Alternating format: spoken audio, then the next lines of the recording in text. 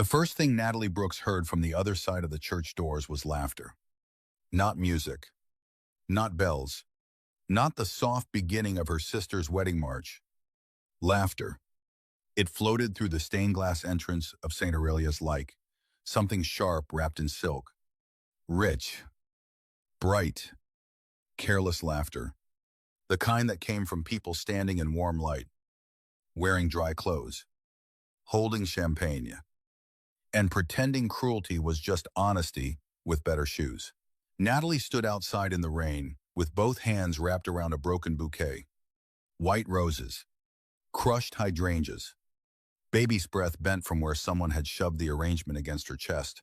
Before shutting the door, rain slid down her cheeks so coldly that, for one merciful second, she could pretend she was not crying. Through the glass, she could see her mother in a champagne-colored gown, one hand over her mouth as if trying to hide her smile. Her aunt leaned toward her and whispered. A bridesmaid glanced outside, saw Natalie standing there, and laughed harder. And in the middle of that golden, candlelit church, Vanessa Brooks, Natalie's younger sister. The bride stood beneath the floral arch Natalie had spent 9 hours building with aching fingers. Vanessa looked perfect. Of course she did. Natalie had made sure of it. The ivory roses overhead were imported from Ecuador. The hanging orchids had been wired one stem at a time. The aisle was lined with white peonies and silver lanterns. Every petal in that church had passed through Natalie's hands before sunrise. And now she was not allowed inside. Because her family had decided that the florist who made the wedding beautiful would make the photographs ugly. The side door clicked behind her. Locked. Natalie turned, trying the handle once, then twice, even though she knew. Her cousin Madison had smiled while doing it. Vanessa's already stressed, Madison had said, pushing Natalie backward onto the wet church steps. Please don't make this about you. Natalie had looked at the closed door, confused at first. I am her sister. Madison's face had softened just enough to make the insult worse. Exactly. That's why we were trying to protect the family pictures. Then the lock had turned. Now Natalie stood under the gray Boston sky, dress clinging to her body, hair falling loose from its pins. Mud splashed across the hem of the navy dress she had bought on clearance and altered herself. Inside, someone raised a phone and pointed it toward her through the glass. Natalie stepped back. One heel slipped off the wet stone. The bouquet nearly fell from her arms. She caught it against her chest, and a broken rose thorn sliced her palm. That was when the black SUV stopped at the curb. It did not glide to a polite halt like the wedding limousines had. It arrived like a warning. The engine growled low beneath the rain. The church security men near the front steps went still. One of the groomsmen, smoking under the archway, dropped his cigarette and crushed it too quickly beneath his shoe. The rear door opened. A man stepped out without an umbrella. Tall, broad-shouldered, dressed in a black suit that looked less like fashion and more like armor. Rain touched his dark hair and rolled off the sharp planes of his face. His jaw was shadowed with stubble. His hands were bare. No wedding ring. No smile. The air around him changed before he said a word. Natalie knew powerful men. Not personally. She had decorated their banquets, delivered sympathy arrangements to their mansions, carried orchids into their hotel suites while they pretended not to see her. But this man was different. He did not look like someone who owned rooms. He looked like someone rooms surrendered to. Two men stepped out behind him, both in dark suits, both silent, both scanning the street instead of the church. The man's eyes moved once across the entrance, the laughing faces behind the glass, the locked side door, the crushed bouquet in Natalie's arms. Then they settled on her. His stare was cold enough to make her forget the rain. "Why are you outside?" he asked. His voice was calm, deep, controlled. Natalie swallowed. She did not know who he was yet, but the church did. She could see it. The groomsman near the archway had gone pale. One of the ushers inside had turned around, mouth parting, as if he had just seen a ghost dressed for a funeral. Natalie lifted her chin because humiliation had already taken enough from her tonight. I was told I would embarrass the pictures. The man's expression did not change. Only his eyes did. They sharpened, by whom Natalie almost laughed. But the sound died before it could become anything. She looked through the glass doors at the family she had spent her life trying to earn. My family? Something dark passed across his face. Behind the glass. Vanessa finally noticed him. Her smile collapsed. The groom, Caleb Whitmore, turned too. His face went rigid. Natalie saw recognition move through the church like a blade. The man glanced down at the flowers in her arms. You made all of this. Natalie looked toward the arch. The aisle. The altar spilling with white blooms. Yes. Were you invited? She hesitated. It was such a simple question. And still, it hurt more than the rain. I was told I was. The man looked at the locked doors, then back at her. What is your name, Natalie Brooks? His gaze lingered on her bleeding palm. Me, Sebastian Ricci. Natalie had heard that name before. Everyone in Boston had, even if they pretended they had not. Sebastian Ricci was not just rich. Rich people appeared in society pages, smiled at charity galas, and bought silence with donations. Sebastian Ricci was whispered about in restaurants after midnight. His name appeared in federal investigations that led nowhere. His black SUVs were known from the harbor to New York. Men who crossed him either left the country, lost everything, or simply stopped being discussed.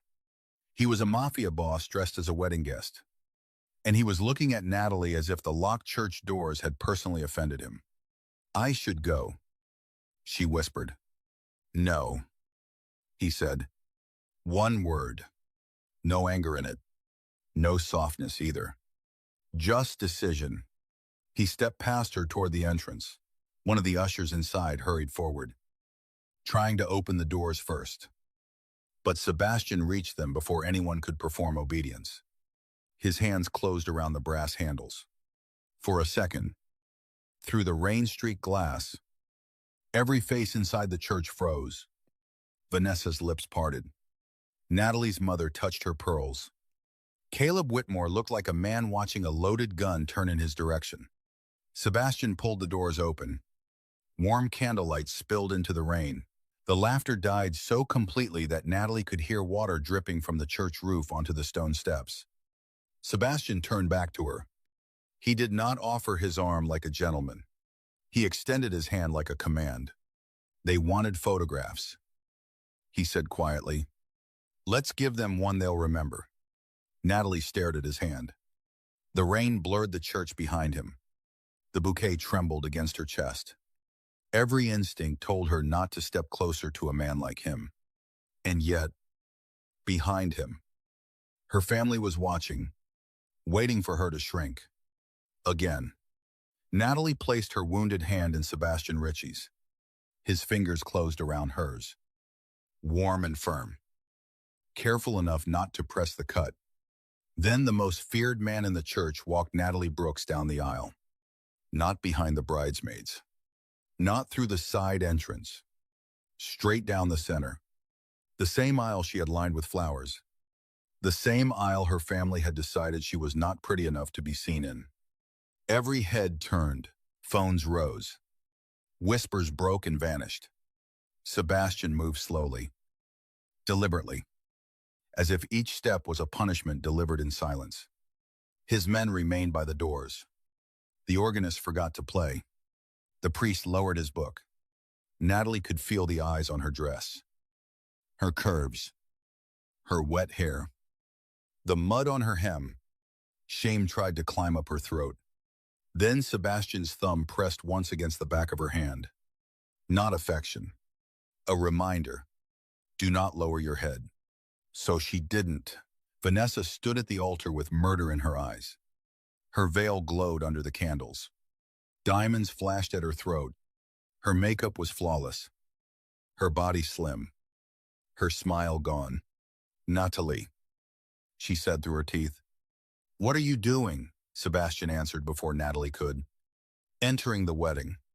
Vanessa's gaze flicked to him and softened instantly into terror disguised as charm. "Mr. Ritchie." There must be some misunderstanding. She was only supposed to help with flowers. Sebastian looked at the arch above her. She did.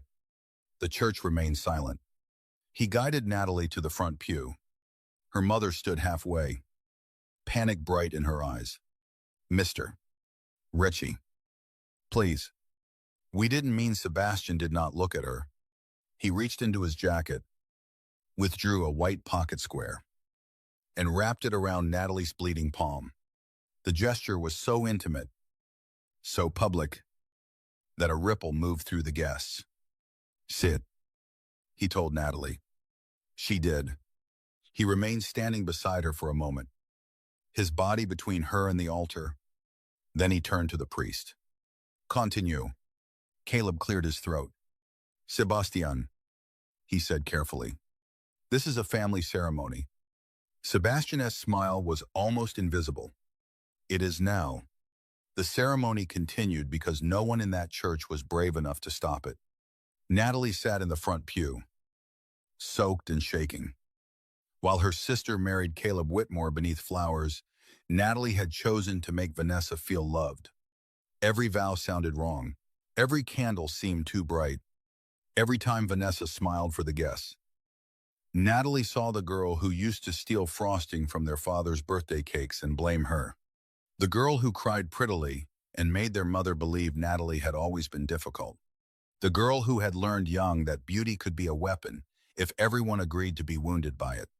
When the priest pronounced them husband and wife, applause filled the church. But the sound was brittle. People clapped while watching Sebastian. He had not sat with Caleb's family. He had not moved to the groom's side. He sat beside Natalie Brooks as if that was the only seat in the church worth taking. At the reception, the humiliation became a scandal. The Whitmore estate sat above the harbor. All marble steps, glowing windows, and white tents trembling under rain. Champagne flowed beneath crystal chandeliers. A string quartet played near a wall of flowers Natalie had built before dawn. Reporters, politicians, bankers, and men with private security moved through the room, pretending not to notice each other. Natalie tried to stay near the service hallway. Sebastian did not allow it. He walked beside her into the ballroom, his black jacket draped over her shoulders, his hand hovering near the small of her back without touching. "Stop doing that," she said quietly. His eyes flicked down. "Doing what? Making everyone think I belong next to you." He looked across the ballroom. The crowd parted before him without being asked. "You do at the moment." "At the moment, yes." She looked at him. His expression was unreadable. "Do you always make women feel disposable after rescuing them?" "No," he said. "I rarely rescue anyone." That should not have made her pulse change. It did. At the head table, Vanessa watched them with a smile tight enough to crack glass. Caleb leaned close to her, whispering something, but his eyes kept returning to Sebastian. Natalie noticed the fear there, not jealousy, fear. "You weren't really invited as a friend," she said. Sebastian glanced at her. "No." The answer was too honest. Before Natalie could ask more, her mother appeared in front of them with a glass of champagne trembling in her hand. "Natalie," she said in a low, furious voice wrapped in sweetness. "Could we speak privately?" Sebastian stared at her until her smile faltered. Natalie removed his jacket from her shoulders. "It's fine." "It isn't," he said. She met his eyes. "I said it's fine." For the first time, Something like interest broke through his coldness. He stepped back half an inch. Natalie followed her mother behind a floral partition near the terrace doors. The second they were hidden from the main room, her mother's face changed. "What did you think you were doing?" Natalie stared at her. Rain tapped against the glass behind them. "I was standing outside after you locked me out." Her mother's jaw tightened. "We were trying to avoid a scene. You made one." "No. You made one by walking in with him," like some desperate. Natalie waited. Her mother stopped just before the word. It still landed. For years, Natalie had endured the careful cruelty. The sighs when she tried on dresses. The family photos where someone always suggested she stand in the back. The jokes about eating too much cake when she was the one baking for everyone. The way they called her sensitive after slicing her open. But something had changed outside that church. Maybe it was the rain. Maybe it was Sebastian Ricci's hand closing around hers. Maybe it was simply that she was tired. "I decorated your daughter's wedding," Natalie said. "I paid for half the flowers because Vanessa said Caleb's family would judge her if anything looked cheap. I stayed up all night fixing the arch after the delivery truck broke down. And you locked me out." Her mother's eyes flashed. Vanessa needed one perfect day. Natalie's laugh came out broken. "And I ruined perfect." Her mother looked away. That was answer enough. Behind them, a man's voice said, "Mrs. Brooks." Natalie turned. Sebastian stood there. He had heard. Of course he had. Her mother went pale. Sebastian's gaze did not leave her face. "Your daughter will not be spoken to that way again." Mrs. Brooks stiffened. "With respect. Mr. Ricci. She is my daughter." "Yes," he said calmly. "That seems to be the problem." Natalie inhaled sharply, her mother's mouth open. But Sebastian had already turned to Natalie. "Come." Natalie did not move. "I'm not your dog." A dangerous silence fell. Her mother looked horrified. Sebastian looked at Natalie as if she had done something no one had done in a long time. Then he inclined his head slightly. "Walk with me." That was worse somehow. Not because it was softer. Because it wasn't. It was controlled. Respectful. Still commanding. Natalie followed because she chose to. Not because he ordered her. And Sebastian seemed to know the difference. They stepped onto the covered terrace. Rain fell beyond the stone railing. Silver under the estate lights. Black SUVs lined the drive below. Men in dark coats watched the property from discreet positions that looked casual only to people who did not understand danger. Sebastian stood beside Natalie without speaking. For a while, the silence felt safer than the ballroom. Then he said, "Why did you do all this for them?" She kept her eyes on the rain. "Because my father loved weddings." Sebastian waited. Natalie hated that. Most people rushed to fill silence. Sebastian used it like a locked room. He owned a little flower shop in South Boston. She said, "Marigold thorn."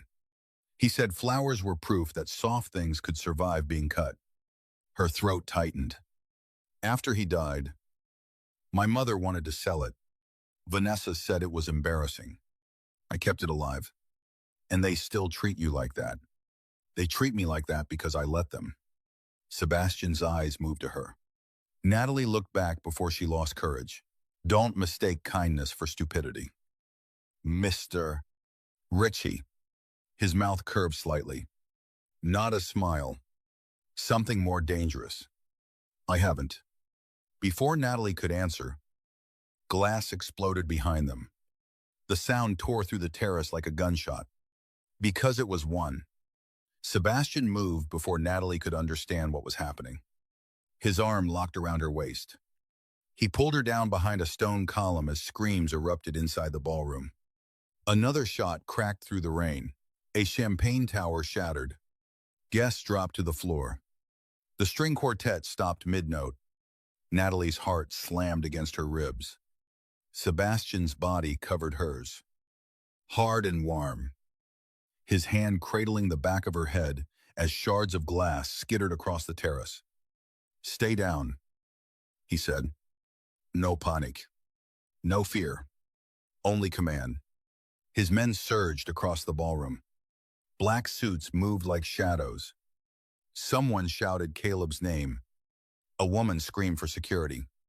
Natalie tried to lift her head. Sebastian pressed her lower. "Were they shooting at you?" she gasped. His eyes met hers. For 1 second, she saw the answer before he spoke. "No." Another shot struck the column above them. Stone dust rained into Natalie's hair. Sebastian's jaw tightened. "They were shooting at you."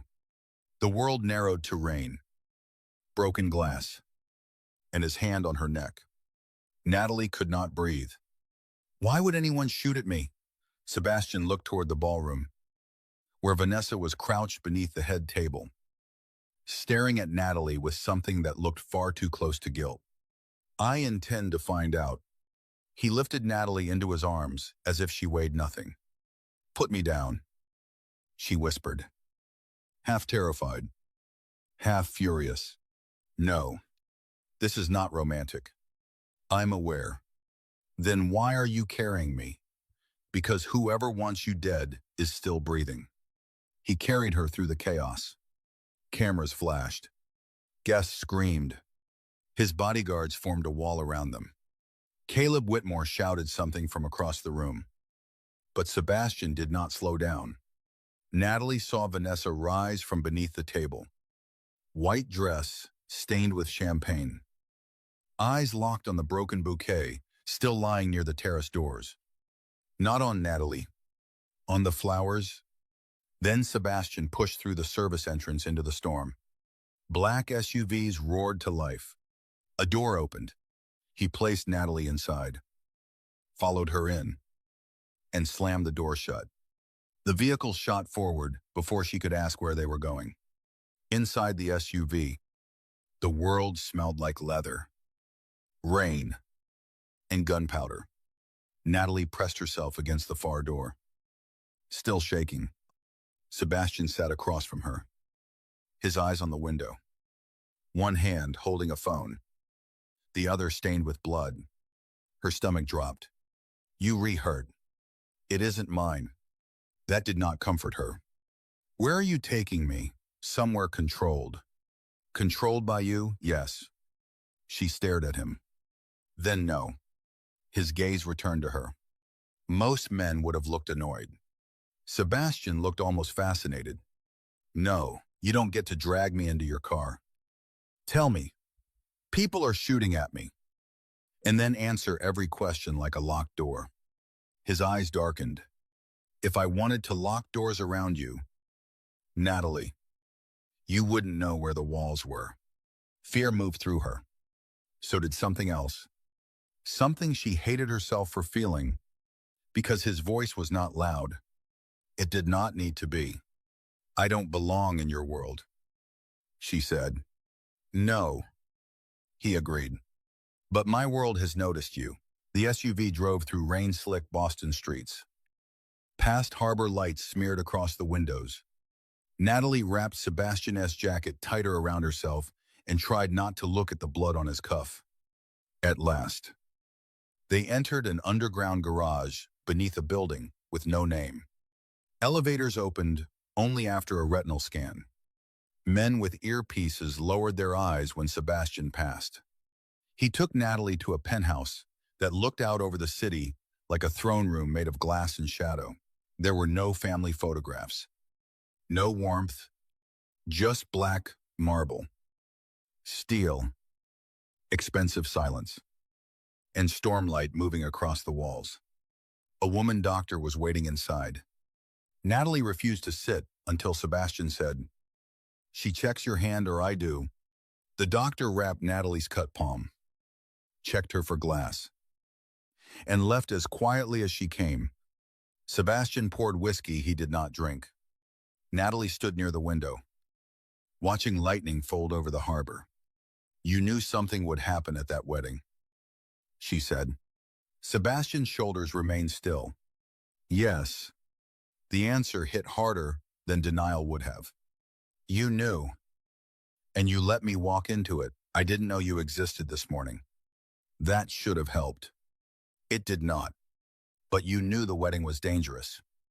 I knew Caleb Whitmore was dangerous. Natalie turned. My sister just married him. Yes. Her voice lowered. What is he? Sebastian looked at her for a long moment. Then he said, a polished man from a dirty family. A groom who smiles for cameras while selling access to people who bury witnesses in rivers. Natalie's breath caught. No. Sebastian's expression did not soften. Yes. Vanessa wouldn't, she would. He said. The certainty in his voice made her angry. You don't know my sister. I know ambition. It wears different perfume. But the smell is the same. Natalie crossed her arms over herself. Why were you there? Sebastian did not answer immediately. When he did, his voice had lost a fraction of its ice. Caleb's father was part of a deal that got my brother killed. The storm flashed white behind him. Natalie went still. Your brother Lorenzo. He looked at the city. Not her. He trusted the wrong men. Caleb's father was one of them. Were you going to kill him at the wedding? Sebastian looked back. If I had, you would have heard fewer vows. She should have been disgusted. She was. And yet, the terrible honesty of it held her still. You're saying my sister's wedding was a trap. I'm saying it was a stage. I came to see who stepped into the light, and I did. His eyes moved over her face. You were thrown into it. A phone vibrated on the table. Sebastian answered. Natalie heard only fragments. Find the shooter. No police. Get the church footage. Then silence. His gaze sharpened as he listened.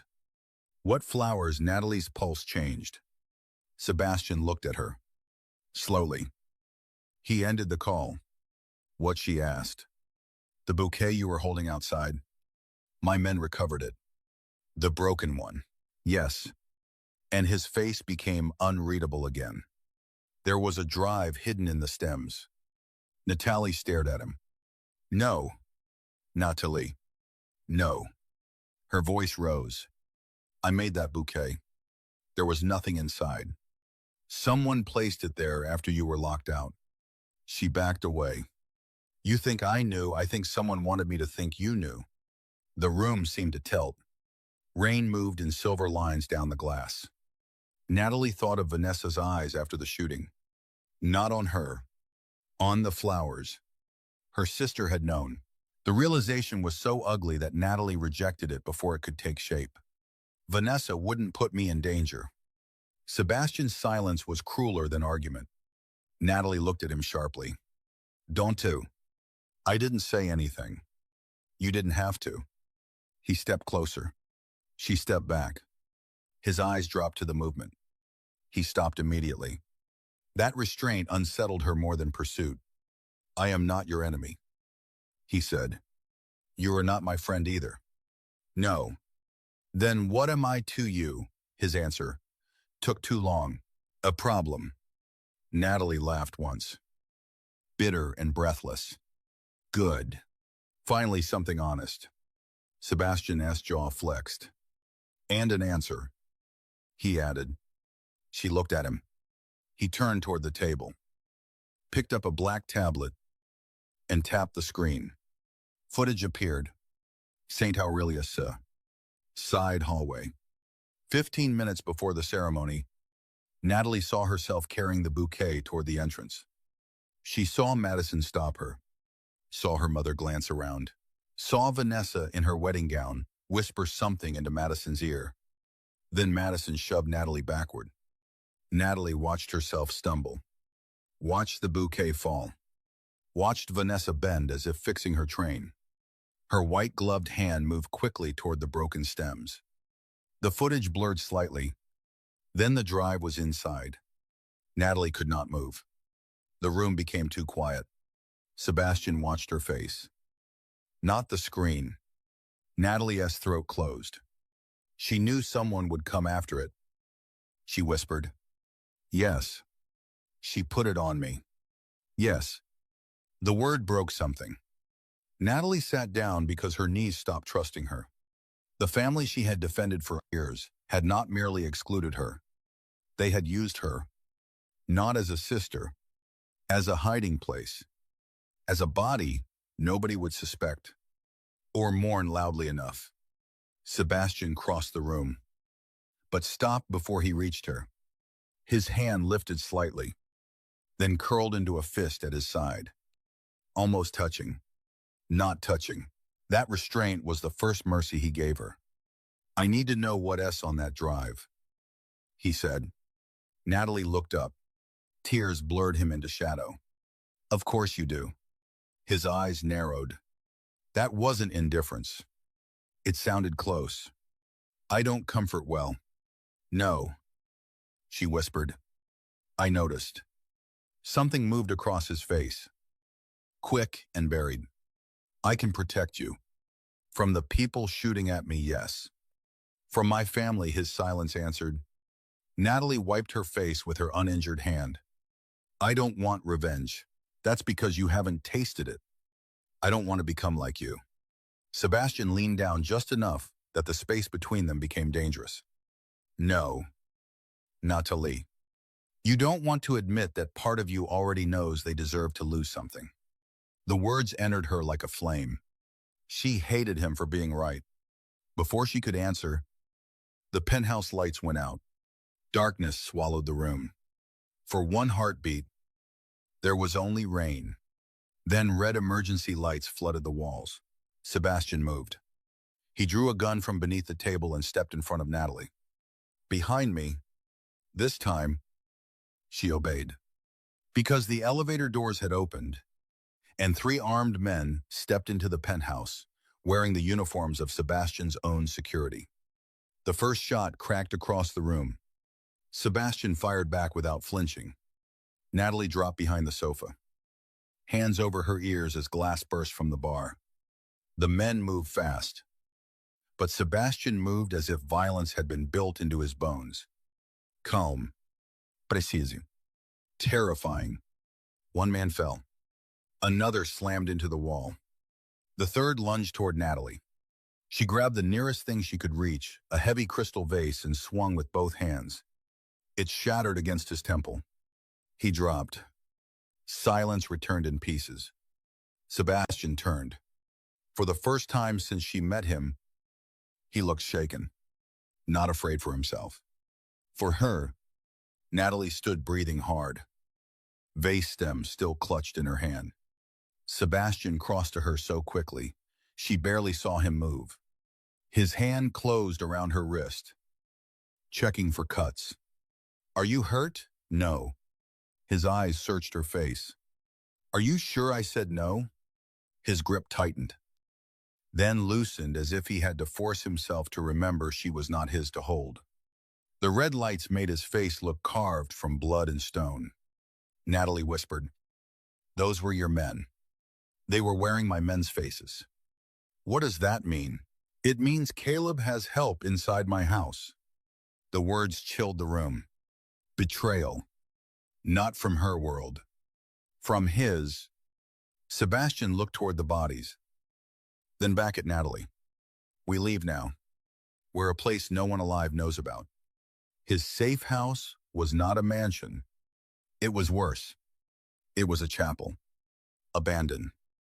Hidden at the edge of the Massachusetts coast, where pine trees bent under ocean wind and the road disappeared into fog. The building had once belonged to a private Catholic retreat, now closed, forgotten, and secretly owned by Sebastian Ricci through 3 companies and a dead man's signature. Inside, candles burned along stone walls. A small bedroom had been built behind the old sacristy. Security monitors glowed beside antique religious icons. The air smelled of salt, dust, and wax. Natalie stood in the center aisle, looking up at the cracked ceiling. You hide in churches. Sebastian removed his wet coat. No one searches for monsters in holy places. She looked at him. Do you think you're a monster? He met her eyes. I think people use that word when they want to pretend men like me are rare. She had no answer. For 2 days, the world outside became smaller and more dangerous. News channels replayed footage of Sebastian walking Natalie down the aisle. Social media named her the mystery woman in Ricci's coat. Wedding guests leaked videos. Some called it romantic. Others called it scandalous. Her family released a statement saying Natalie had struggled emotionally for years and that they were concerned for her well-being. Natalie read the statement once. Then she turned off the phone Sebastian had given her and placed it face down on the altar. He watched from the back pew. "Say it," she said. "Say what? That you told me so?" "I don't enjoy being right about that." She looked at him. "You enjoy being right about everything." "Most things." Despite herself, a tiny laugh escaped. Sebastian went still, as if the sound had done something dangerous to him. Natalie noticed. So did he. After that, something shifted.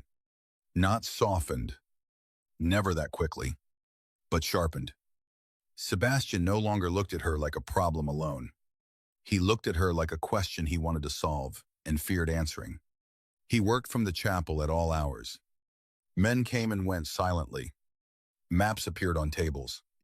Photos of Caleb Whitmore, Vanessa, the rival Belandi family, and Sebastian's own lieutenants covered the wall behind the old choir loft. Natalie learned pieces. The hidden drive contained shipping manifests, bank transfers, and surveillance clips proving Caleb had sold Ricci harbor routes to Victor Belandi, the rival boss responsible for Lorenzo Ricci's murder. Caleb planned to give Belandi legal access through a political marriage, protected by the Brooks family's public innocence and the Whitmore's respectable name. But the drive also contained something more dangerous. A copy of Sebastian's father's original inheritance document, the Ricci docs. The heart of Sebastian's empire had not been left fully to Sebastian. Half had been left in trust to Lorenzo's future family. Lorenzo had died unmarried, or so everyone believed. Caleb claimed to have proof that Lorenzo had a hidden child somewhere. If true, Sebastian's enemies could use the child as leverage to split the Ricci empire apart. Natalie listened from the aisle, arms crossed. "A child?" she asked. Sebastian's face closed.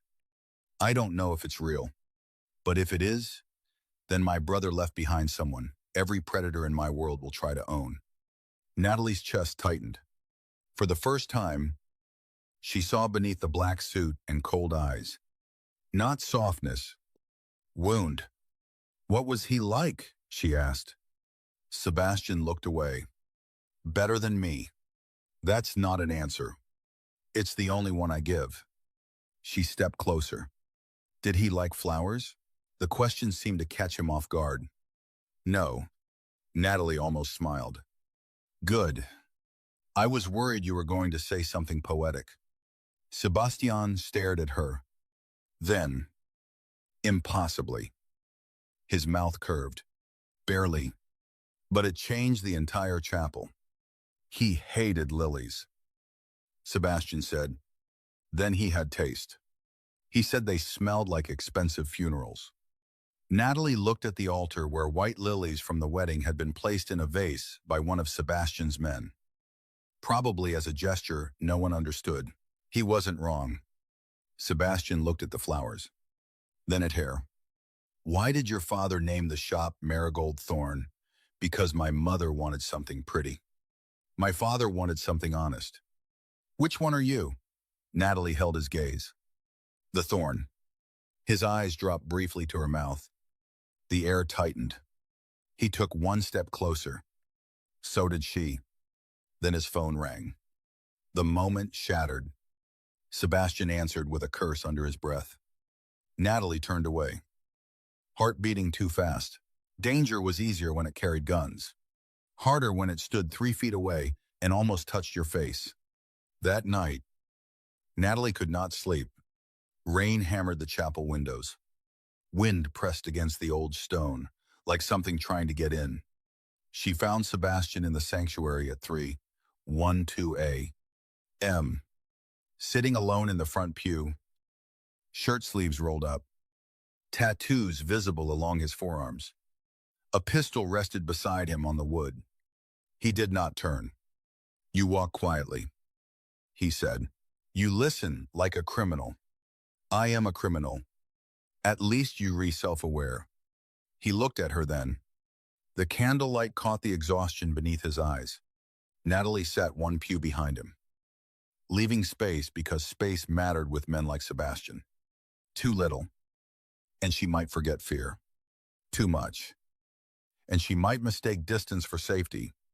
"Why did you really open the doors?" she asked. He was silent for so long she thought he would not answer. Then he said, "Because I know what it is to be shut out by blood." Natalie's voice softened despite herself. "Your family? My father thought fear was better than love. He trained sons like weapons and called it legacy." Sebastian's jaw tightened. Lorenzo tried to leave. "I stayed. Guess which one survived?" Natalie looked at his profile. "That isn't your fault." His laugh was quiet and empty. "You say that like guilt cares about logic." She felt that too deeply. "My father died carrying flower crates into the shop during a storm," she said. "Heart attack. I was supposed to be there. I had stayed late doing centerpieces for Vanessa's college charity event because she forgot to order them." Sebastian turned slightly. Natalie's eyes burned. "For years, I thought, if I kept helping them, kept proving I was useful, maybe it would mean his death wasn't wasted." And now Natalie looked at the altar. "Now I think I confused love with labor." Sebastian absorbed that in silence. Then he stood. Slowly. He walked to her pew and sat beside her. Not touching. Close enough that warmth moved between them. "You are not labor," he said. The words were simple. They should not have broken her. But they did. Natalie lowered her head. And this time, when tears came, she did not hide them fast enough. Sebastian lifted his hand. Stopped. His fingers hovered beside her cheek, close enough that she felt the heat of him. Then he lowered his hand. "Why did you stop?" she whispered. His voice was rougher. "Because if I touch you right now, it won't be only comfort." Natalie's breath caught. The storm filled the silence. She should have moved away. She didn't. Sebastian looked at her like restraint was costing him something. Then headlights swept across the stained glass. Both of them turned. A car had arrived outside. Sebastian reached for the gun. His men moved before he spoke. But the person dragged into the chapel minutes later was not an assassin. It was Vanessa. Her wedding makeup was gone. Her hair was disheveled beneath a silk scarf. Her white coat was splashed with mud. She looked small in the candlelight. But Natalie knew better. Vanessa Brooks had always known how to look like the victim while holding the knife. "Natalie." Vanessa sobbed. Natalie stood. Sebastian rose beside her. Silent and lethal. Vanessa's eyes flicked to him. Then back to her sister. "I didn't have a choice." Natalie's hands curled. "About locking me outside or putting the drive in my flowers," Vanessa flinched. "I was protecting you." Natalia stared. The chapel became so quiet, even Sebastian's men seemed to stop breathing. "Try again," Natalie said. Vanessa's tears spilled prettily. "Caleb told me it was insurance. He said Sebastian had dangerous enemies. He said if anything went wrong, nobody would search you because you were innocent." Natalie laughed once. The sound was hollow. "You mean because nobody looks at me?" Vanessa stepped closer. Sebastian's hand moved slightly. "A warning." Vanessa stopped. "I didn't know they would shoot at you. But you knew it could hurt me. I knew Caleb would leave me if I refused." There it was. Not fear. Vanity. Natalie felt the last thread snap quietly inside her. "You chose a man over your sister." Vanessa's face hardened through the tears. You don't understand what it's like to finally be chosen. Natalie took the hit. She let it land. Then she said, you rewrite. I know what it's like to be used. Vanessa's eyes flashed. Don't act superior.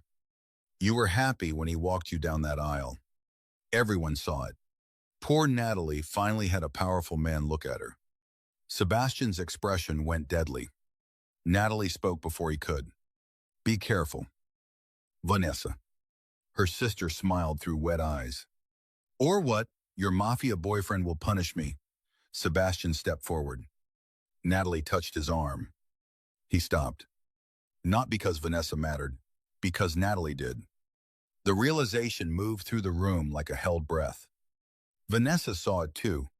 Jealousy twisted her face. Then she reached into her coat. Every gun in the chapel lifted. Vanessa froze. Sobbing. It's paper. She cried. It's just paper. Sebastian nodded once. One of his men took the envelope from her hand and gave it to him. He opened it. His face changed. Only slightly. But Natalie had learned enough to see it. What is it? She asked. Sebastian looked at Vanessa. Where did you get this Caleb safe? Vanessa whispered. He has copies. He's going to meet Belandi tomorrow night at the old Whitmore greenhouse. He said the child is real. Sebastian went still. Natalie's skin chilled. Vanessa looked at Natalie. I can help you. Both of you. But I need protection. Natalie almost could not believe it. You came here to trade. I came here because Caleb scares me. And Sebastian doesn't. Vanessa swallowed. He scares everyone. Sebastian looked at Natalie. This could be a trap. Natalie did not look away from her sister. It is. Vanessa's eyes widened. Natalie stepped closer. You never come empty-handed unless you want someone to reach. For the first time, Vanessa looked truly afraid. Not of Sebastian. Of being seen. Natalie turned to him. What's in the envelope? He handed it to her. Inside was a copy of an old birth record. A child named Luca. Mother unknown. Father Lorenzo Ricci. There was also a photograph of a little boy standing outside a foster agency, holding a paper flower. Natalie's breath caught. A paper flower. Folded from yellow receipt paper. She knew that fold. Her father had taught it to children who came into the shop with no money to buy real blooms. At the bottom of the photograph, written in blue ink, was an address. Marigold Thorn. Natalie looked up slowly. Sebastian's eyes had gone black. What is that? He asked. Natalie could barely speak. My father knew him. The chapel seemed to tilt. Vanessa's expression shifted too quickly. Guilt. Then, calculation. Natalie saw it. Vanessa. She whispered. What did you do? Her sister backed away. I didn't do anything. Sebastian's voice cut through the room. Lock the doors. Vanessa bolted. She made it 3 steps before Sebastian's men caught her. But the trap had already begun. The chapel windows exploded inward. Smoke filled the sanctuary. Men shouted. Natalie heard Sebastian call her name. Then the world became white noise. Gunfire. And hands dragging her backward through the sacristy door. She fought. Kicked. Screamed. A cloth pressed over her mouth. The last thing she saw before darkness took her was Sebastian Ricci coming through the smoke, with blood on his shirt and murder in his eyes. Natalie woke to the smell of wet soil. For a moment, she thought she was back in her father's shop after a delivery. Lying on the floor between buckets of roses and eucalyptus, then she opened her eyes. Glass ceiling, iron beams, rain streaking down above her. The old Whitmore greenhouse. She was tied to a chair in the center aisle, surrounded by dying orchids and rusted heating pipes. Her wrists ached. Her mouth was dry. One side of her face burned where someone had struck her. Caleb Whitmore stood near a work table, still handsome in that expensive, empty way. His wedding ring glinted under the greenhouse lights. Vanessa sat on a bench behind him, crying silently. For herself, Natalie assumed. Caleb smiled when he saw Natalie awake. Good. I was worried Vanessa's family fragility was genetic. Natalie forced herself to breathe. Where is the boy? Caleb's smile thinned. So Sebastian told you? No, Natalie said. You just did. His eyes hardened. Vanessa looked away. Natalie turned toward her sister. You helped them take me. Vanessa sobbed. I didn't know he would hurt you. Natalie stared at her. You never know. Somehow you were always standing beside the person who does. Caleb crossed the greenhouse and gripped Natalie's chin. She refused to flinch. You're going to tell Sebastian you have the original record? You're going to ask him to come alone. Then you're going to sign a statement saying, Richie kidnapped you, coerced you, and murdered 2 men at the wedding. Natalie laughed softly. It surprised even her. Caleb's grip tightened. What's funny, you really don't know him. The slap came fast. Pain burst across her cheek. Vanessa gasped. Natalie tasted blood and lifted her head again. Caleb leaned close. For I know men like him. Possessive, violent, predictable. Give them something they think is theirs. And they walked straight into the cage. Natalie looked him in the eyes. I'm not his. The greenhouse doors opened. Cold rain blew in. A man entered with silver hair, a dark coat, and a face like old cruelty. Victor Belandi, even tied to a chair. Natalie felt the room bow around him. So that is the florist, Belandi said. Caleb stepped back. Belandi circled Natalie slowly. Sebastian Ricci brought half of Boston to its knees over you. I expected more. Natalie's cheek throbbed. She smiled faintly. People usually do. Belandi paused, then laughed. I see why he likes you. He doesn't like me. No, Belandi said softly. That would be safer. He leaned close enough for her to smell expensive cologne and cigarettes. Men like Sebastian do not like. They hunger. They deny. They punish themselves for wanting. Then, when the world touches what they want, they burn cities and call it justice. Natalie's heart beat harder. Because somewhere deep down, she knew Sebastian was coming. And that terrified her more than being alone. Belandi straightened. Call him. Caleb lifted a phone to Natalie's ear. It rang once, twice. Then Sebastian's voice answered. Natalie. Her name sounded different in his mouth now. Not cold. Not soft. Worse. Controlled by fear, Caleb held the phone closer. Natalie looked at the glass ceiling. Rain trembling overhead. Sebastian, she said. Silence. Then, where are you hurt? Not are you hurt? Where? Her throat tightened. Don't come. Caleb slammed his fist into the table. Natalie flinched, but kept speaking.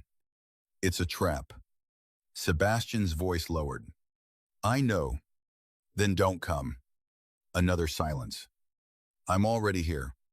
Every light in the greenhouse went out. For one breath, there was only rain on glass. Then the headlights came.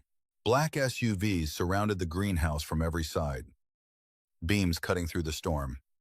Men shouted. Guns lifted. Glass walls glowed with moving shadows. Caleb cursed. Belandi smiled. The front doors opened. Sebastian Ricci walked in alone. Rain soaked his black coat. Blood darkened one side of his shirt. His face was calm. Too calm. And his eyes found Natalie first. Everything else in the room disappeared from him. Natalie felt it. So did everyone else. Belandi clapped once. Slowly. Lorenzo would be ashamed. Sebastian did not look at him. Natalie, he said, look at me. She did. His gaze moved over the bruise on her cheek. Something ancient and violent woke in his expression. Caleb pressed a gun to Natalie's temple. Sebastian stopped.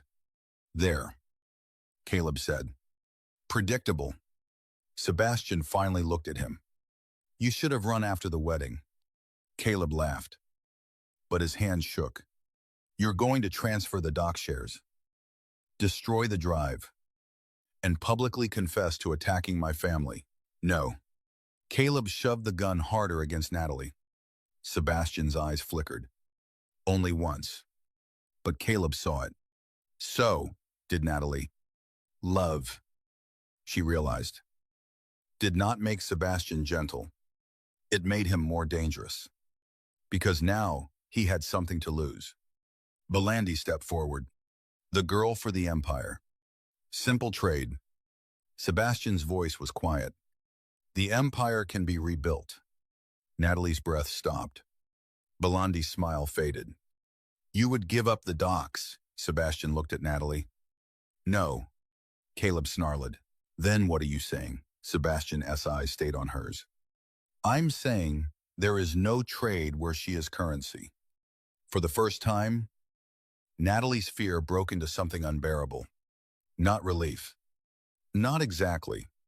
Something too large for the room. Caleb's patience snapped. He pulled Natalie against him, using her body as a shield, and dragged her backward toward the rows of dying flowers. Sebastian moved one step. Caleb fired. The bullet struck Sebastian high in the shoulder. Natalie screamed. Sebastian staggered but did not fall. His men surged outside. Belandi shouted orders. The greenhouse erupted. Glass shattered overhead as gunfire cracked through the storm. Rain poured in. Orchids exploded from their pots. Natalie threw her weight sideways, driving Caleb off balance. The gun slipped from her temple. She remembered the thorn wire hidden beneath every wedding bouquet stem. Her father's rule. Beauty needs structure. She twisted her bound wrists against the floral wire on the chair. Pain sliced her skin. The rope loosened. Caleb grabbed her hair. Natalie slammed the back of her head into his face. He cursed and stumbled. Sebastian crossed the greenhouse like judgment. Caleb raised the gun again. Natalie kicked over a propane heater. Fire flashed across the wet floor in a low blue line, separating Belandi's men from Sebastian's Salons. The sprinklers burst to life. Rain fell inside and out. Natalie tore free, just as Caleb lunged for her. Sebastian reached them first. What happened next was fast, brutal, and mercifully blurred by water and shadow. Sebastian disarmed Caleb, drove him to the ground, and held him there with one knee against his chest. Caleb gasped beneath him. Sebastian pressed the gun under his jaw. Natalie froze. Sebastian. He did not look away from Caleb. You put a gun to her head. Caleb wheezed. Natalie stepped closer. Shaking. Sebastian. This time, he looked at her. His eyes were not human in that moment. They were grief, rage, fear, possession, everything he had denied, everything he had controlled. Natalie walked through broken glass and rain until she stood beside him. If you do it, she whispered, he wins one last thing from you. Sebastian's hand tightened on the gun. Caleb trembled. The greenhouse burned in blue fragments behind them. Natalie reached down and placed her hand over Sebastian's slow. Not pulling, just touching. His breath changed. Slowly, violently. He lowered the gun. Caleb collapsed, sobbing. Sebastian stood, turned, and pulled Natalie into his arms. Not gently, not carefully, like a man catching the only thing left between him and ruin. For 1 second, she let him. Then she pulled back enough to look at his shoulder. You bleeding. His hand rose to her bruised cheek. This time he touched her. His thumb hovered first, then brushed the edge of the bruise with unbearable care. So are you. Outside, sirens wailed in the distance. Inside, Vanessa stood soaked beneath the broken glass, mascara streaking her face. Natalie looked at her sister. Vanessa opened her mouth. No words came. For once, there was no performance left. Only the wreckage of every choice she had made. Natalie turned away. Not because forgiveness had arrived, because the need for it had finally left. 3 weeks later, the story had become impossible to bury.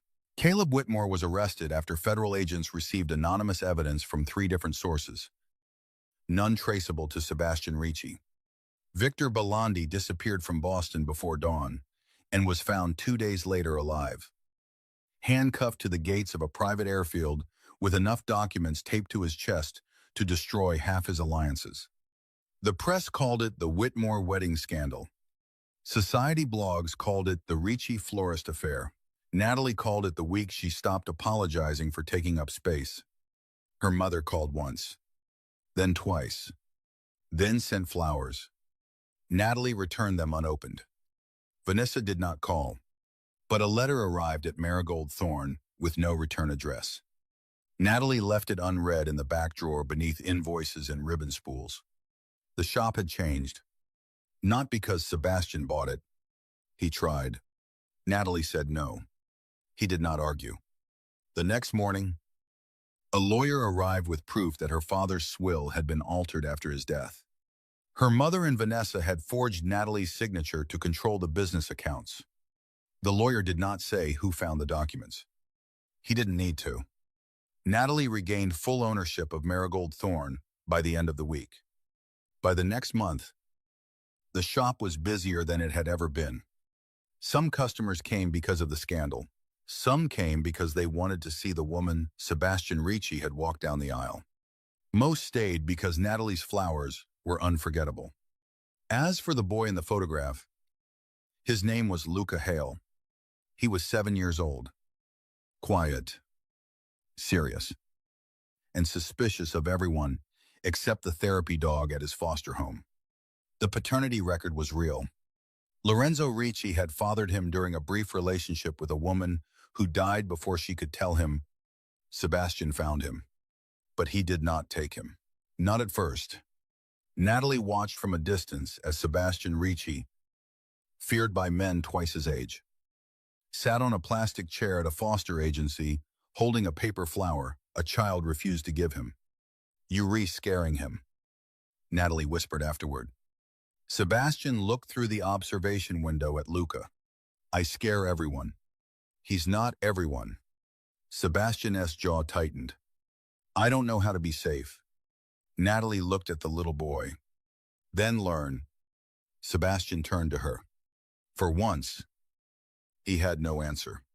So he did, slowly, with visits, with patience he did not naturally possess, with silence when he wanted control, with protection hidden behind legal paperwork instead of locked doors. Natalie should have walked away after the danger ended. She told herself that often. She had a flower shop, a life, a heart still learning not to work for love. Sebastian had enemies, blood on his hands, and a world that would always reach for anyone standing near him. But he came to the shop every Thursday after closing, never with roses. He hated obvious gestures. The first time, he brought replacement glass for the greenhouse window Caleb had broken. The second, he brought coffee and said nothing for 20 minutes, while Natalie arranged funeral lilies and pretended not to notice him watching her hands. The third, she found him outside in the rain, sitting in his black SUV across the street, not coming in. She crossed with an umbrella. He rolled down the window. "This is creepy," she said. "I was told not to enter your shop like I owned it. So you decided to look like a threat from the curb. I am a threat from the curb." Natalie tried not to smile. "Why are you here?" Sebastian, his eyes lifted to hers. "Because I had a bad day, and this is the only place I don't want to destroy anything." The honesty stole the air from her lungs. She looked at the rain sliding over his window. Then she closed the umbrella and got into the SUV. Not because he asked, because he hadn't. For a while, they sat in silence. Finally, he said, "You should be afraid of me." "I am." His eyes moved to her. Natalie looked back. "I'm also afraid of never knowing what my life could be if I stopped choosing the safest kind of loneliness." Sebastian's breath changed. "Natalie." "No." She lifted one hand. "I'm not finished." His mouth closed. "Good. I won't be hidden. I won't be owned. I won't be your secret, your weakness, your redemption project, or the woman you protect so tightly she can't breathe." His gaze burned into hers. "And if I fail, then I leave." The word sat between them like a blade. Sebastian nodded once. "You'll need guards. I'll need respect. You'll have both. I'll need honesty. That will be harder. At least you were honest about that." He almost smiled. Then he reached into his coat and took out a key.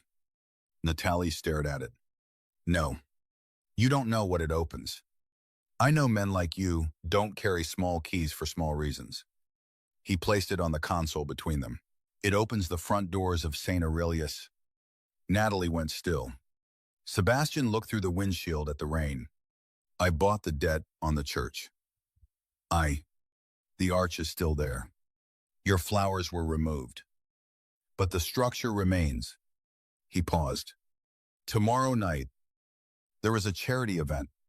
Foster children, legal aid, witness families, people. My world usually breaks and forgets." Natalie's throat tightened. "Why are you telling me?" "Because the event needs flowers." She stared at him. "And because," he continued, voice lower, "the last time you entered that church, you were forced to prove you belonged. This time, you decide whether the doors open." Natalie looked at the key, then at him. Something inside her that had been locked out for years finally stepped forward. The next night, St. Aurelia's glowed under a clear sky. No rain, no locked doors. Natalie arrived in a deep green dress that fit her body because she had stopped dressing to apologize for it. Her hair fell in soft waves over her shoulders. Her flowers filled the church again. But this time they were not white roses, arranged for a woman who hated her. They were marigolds, arranged in gold, bright as small suns, thorns woven beneath them. Honest beauty. People turned when she entered. Some whispered. Some stared. Natalie kept walking. At the altar, children from the foster agency placed paper flowers in glass bowls. Luca stood near Sebastian, solemn in a little black suit, holding one yellow paper bloom. Sebastian wore black, as always, but when he saw Natalie, the coldness left his face in a way no one else would have noticed. She noticed. That was enough. He walked toward her through the candlelight. Half the room watched him with fear. Natalie watched him with something far more dangerous. "Hope. You open the doors yourself," he said. She lifted the key. "I thought about leaving them shut." His eyes held hers. And then I remembered, I'm the thorn." Sebastian's mouth curved. Luca approached shyly and held out the paper flower. Natalie crouched to his level. For me, he nodded. "My dad knew your dad," he said. Natalie's eyes stung. "Yes," she whispered. "I think he did." Sebastian looked away, jaw tight. Natalie stood slowly. The ceremony began. Not a wedding this time, but a promise of protection for children. Witnesses, and families who had been used as pieces on powerful men's boards. Sebastian spoke only once. He stood at the front of the church, hands clasped, voice calm and carrying. "Doors should not be weapons," he said. "Not in churches, not in homes, not in families. Tonight, Every door this foundation opens stays open. His eyes found Natalie Sess, and anyone who locks out the innocent will answer to me. The room believed him. So did Natalie. After the event, when candles had burned low and guests had gone, Natalie remained beneath the arch. Adjusting one stubborn marigold, Sebastian stood behind her. "You avoiding me," he said. "I'm fixing a flower. You fixed it 4 minutes ago." She smiled without turning. "You timed me. I watch what matters." Her hands stilled. The church was quiet now, full of gold, light, and shadows. Sebastian stepped closer. Not too close. Never assuming. "I am not a good man," he said. Natalie turned. No. His gaze did not flinch. "I have done things you should hate. I know. I will do more. I know that too." His voice roughened. "Then why are you still here?" Natalie looked at the man who had opened the doors when her own blood locked them shut. The man who terrified her. The man who listened when she said no. The man who was learning, painfully and imperfectly, that protection without freedom was just another cage.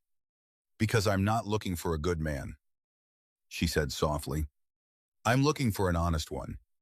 Sebastian's eyes darkened. "That may be worse." "Probably." He stepped closer. This time, when his hand lifted to her face, he did not stop. His thumb brushed her cheek with a gentleness that looked almost violent on him, as if tenderness was something he had to wrestle into his own hands. "Natalie Brooks," he said, voice low. "The world will try to close doors on you again." She held his gaze. "I know." His other hand found hers. "But not while I'm standing there." Outside, the city moved in distant sirens and harbor wind. Inside, candles flickered beneath the flowers she had built from ruin. Natalie rose onto her twos. Sebastian bent toward her. Their kiss was not soft at first. It was restraint breaking carefully. A dangerous man learning how not to take. A wounded woman learning how not to disappear. When they pulled apart, his forehead rested against hers. For once, Sebastian Ricci looked less like a man who owned the darkness and more like a man afraid the light might leave. Natalie touched his jaw. "I'm still not yours." His eyes opened. "No," he said, "but I am becoming yours." The confession trembled through the empty church. Not loud, not polished, not safe, but true. Natalie looked toward the open doors of St. Aurelius Seine, where rain had once soaked her dress and laughter had once cut through glass. Tonight, the doors stood wide. No one had opened them for her. No one had allowed her in. She had the key now, and beside her stood the most feared man in Boston, watching the open doorway like he would burn the whole city before letting it close on her again. Natalie smiled through tears. Then she took Sebastian Ricci's hand and walked with him into the night.